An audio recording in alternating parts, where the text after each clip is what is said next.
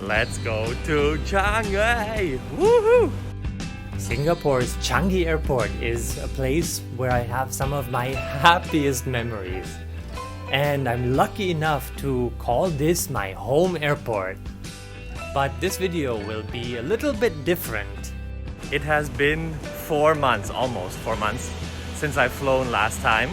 My last flight was March 8th with Singapore Airlines from Dhaka, Bangladesh to Singapore. I'm having severe withdrawal symptoms. We are at the airport! There are just a handful of flights today.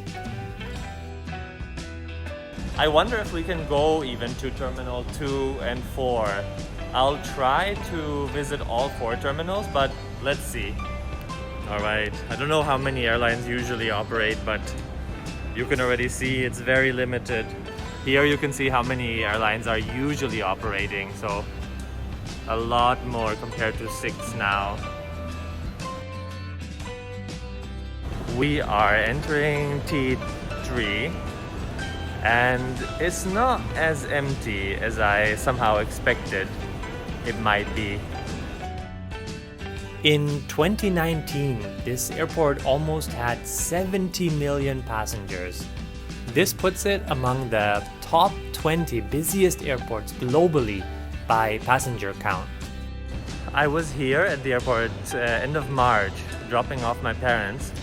And at that time, actually, the airport was more empty than it is now. So, a little surprised. Most of the counters are obviously closed. Here's one that's open from Garuda, Indonesia. And Changi has been consistently rated the world's best airport since 2013. Anyone who has ever flown from Changi will know that this is not an ordinary airport. This airport is an experience in and of itself. Please share some of your Changi experiences in the comments below.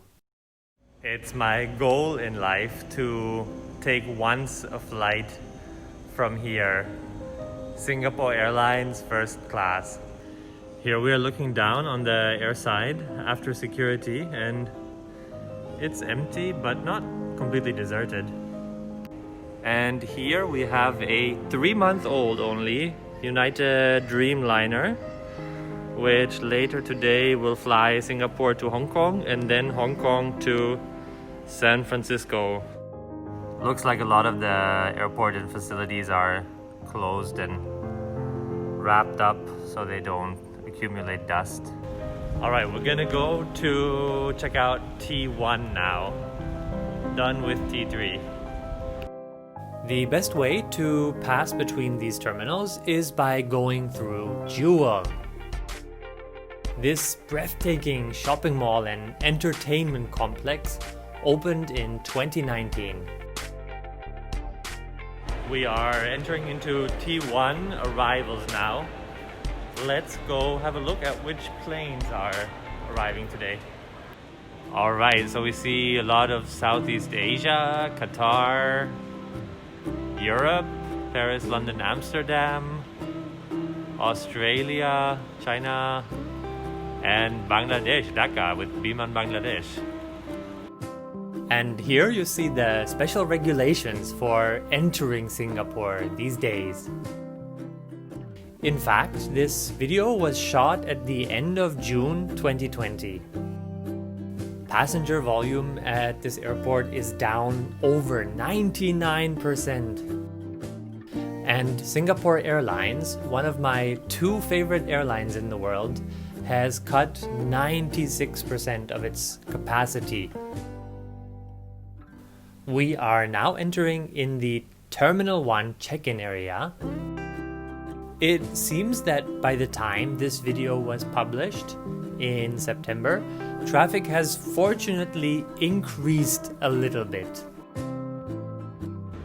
Terminal 1, and you can see all the airplanes parked in the background. 777s, A380s, A330s. This pandemic also has longer lasting effects on the airport. Terminal 4 has been closed indefinitely, and construction of T5, the mega terminal, which was supposed to open in 2030, will probably be delayed. And a mysterious unmarked 747. In about 1 hour, we will have Paris, London, and Amsterdam landing. So I'm gonna go get I'll get a coffee, and then I'll come back here. We're back downstairs in check-in area of T1. You can see how empty everything is. It's a very sad sight. I got kaya butter toast and coffee. Alright, Charles de Gaulle, Air France is arriving in 14 minutes, so let's go, yallah. Air France A777 coming from Paris. Bienvenue les amis!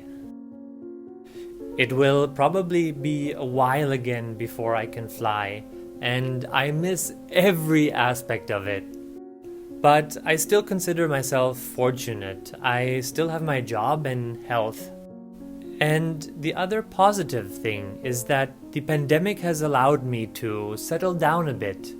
I've experienced many things locally which I otherwise probably would have missed, because I used to spend every weekend hopping on an airplane. The final terminal we will check out is T2. T2 has been closed for 18 months. And if we want to see the silver lining here, the COVID pandemic allows the planned renovation of T2 to happen a bit earlier. Terminal 2 is so far the most spooky one. It's not in operation, but you can just walk around and it feels, I don't know, there was a zombie apocalypse or something. All empty. But I realized that not everyone has been as fortunate as I have in this pandemic. And my thoughts go out to all of you whose lives have been impacted by the pandemic. Now, Singapore is known for its level of innovation, and the airport has already begun transforming itself. Measures to reduce the risk of spreading of the virus are being implemented, such as contactless self-check-in kiosks and iris scanners instead of fingerprint readers at the immigration checkpoint. And I have no doubt that the airport will also have a bright future ahead. And a personal note to Changi, you can count on me being there the day I can fly again.